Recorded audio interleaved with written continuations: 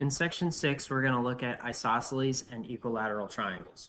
We're first going to start with properties of isosceles triangles, and then we'll look at properties of equilateral triangles after that. So some things to know about isosceles triangles. We already know that isosceles triangle means I have two sides congruent. So in this case, these two sides are going to be the ones that are congruent. They call them the legs. Across from the legs, angle 2 and angle 3, notice that those are congruent. Since the sides across are congruent, so are those angles. We call those the base angles. Okay, so that's what we're going to look at in example 1.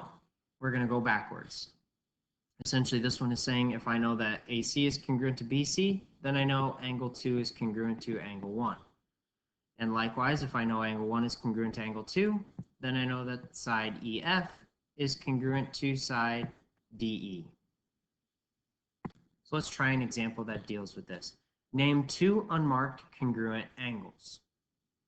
Well, since I know that this side is congruent to this side, I know the angles across are going to be congruent.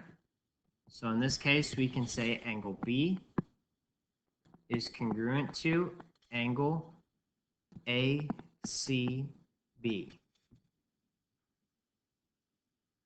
And likewise, for letter B, name two unmarked congruent segments. Now I'm going to use the angle measures that I know are congruent.